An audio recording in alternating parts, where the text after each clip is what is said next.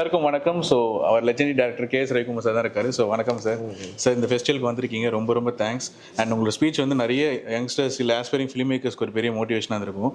எனக்கு ஒரு கொஸ்டின் என்ன, ஜென்சி இந்த ஜென்ரேஷன் ஸ்டூடெண்ட்ஸ் பற்றியோ இல்லை பீப்புள் பற்றியோ ஒரு காமன் அப்சர்வராக இல்லைனா ஃபிலிம் டேரக்டராக உங்களோட அப்சர்வேஷன் என்ன சார்? என்ன அப்சர்வேஷன், தட் இஸ் ஜென்சி ஆல்ஃபாவா இன்னும் எதுவாக இருந்தாலும் அந்தந்த காலத்துக்கு ஏற்ற மாதிரி அவங்கவுங்களுடைய தாட்ஸுக்கு ஏற்ற மாதிரி ரசிகர்களாக இருப்பாங்க சினிமாவுக்கு. இப்போ சினிமான்றது ஒரு எஜுகேஷன் ஆகிடுச்சு. அது ஏன்னா அந்த மீடியா ரொம்ப பயங்கரமாக வளர்ந்துருச்சு. அதனால் அது எஜுகேஷன் ஆனது ரொம்ப நல்ல விஷயம். ஏன்னா முன்னாடியெல்லாம் டெலிவிஷன் சேனல்ஸே இல்லாத காலத்தில் நாங்கள்லாம் டைரக்டர் ஆனோம். அதுக்கப்புறம் டெலிவிஷன் அதுக்கப்புறமா இப்போ இன்டர்நெட் இன்றைக்கி எல்லார் கையிலையுமே உலகமே இருக்குது.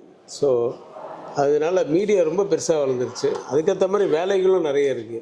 ஏன்னா எவ்வளோ சீரியல்ஸ், எவ்வளோ வெப் சேனல்ஸ், வெப் சீரிஸ் எடுக்கிறாங்க, எவ்வளோ டெலிஃபிலிம்ஸ் எடுக்கிறாங்க, அப்புறம் இப்போ சினிமா எடுக்கிறாங்க. நிறைய வேர்ல்டு வைடு நிறைய ஜாப்ஸும் இருக்குது. அதுக்கேற்ற மாதிரி இவங்க படிப்பும் வந்துருச்சு.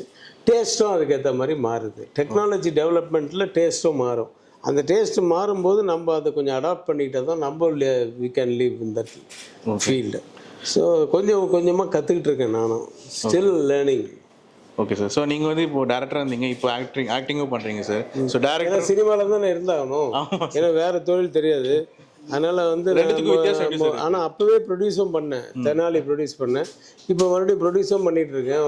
கூகுள் குட்டப்பான்னு ஒரு படம் பண்ணேன், ஹிட் லிஸ்ட்னு ஒரு படம் பண்ணேன். இப்போ ஃபர்தராக ப்ரொடியூஸும் பண்ணுறேன், ஆக்டிங்கும் பண்ணிகிட்டு இருக்கேன். சேம் டைம் டைரக்ஷனும் அதர் லாங்குவேஜஸில் தான் என்னால் பண்ண முடியும். ஏன்னா எனக்கு இங்கே பெரிய ஆர்டிஸ்ட் நான் போய் யாரையும் எப்பவுமே கேட்க மாட்டேன்.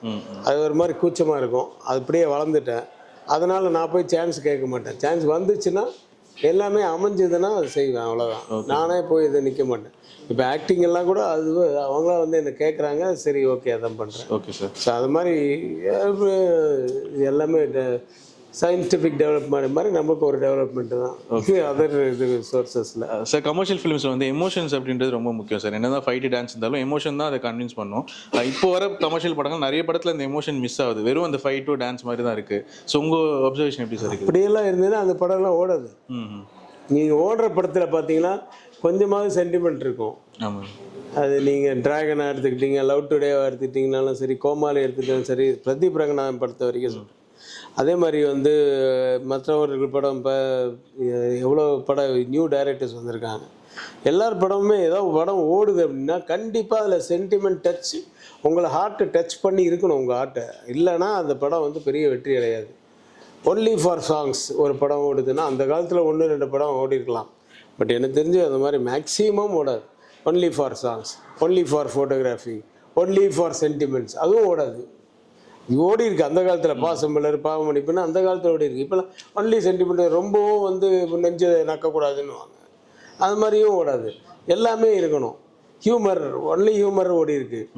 ஆனால் அதுலேயும் சில விஷயங்கள் நல்லா இருந்ததுன்னா தான் அது மக்களால் அங்கீகரிக்கப்படும். ஏன்னா இப்படி 10/11 தான். ஒரு காமன் டிப் சார் எல்லா ஆஸ்பைரிங் ஃபிலிம் மேக்கர்ஸ்க்கு உங்கள் சைடில் இருக்கு. காமன் டிப் என்ன, நீங்கள் வாழ்க்கையில் முன்னேறணும்னா concentration is the only secret of success. Only secret of success.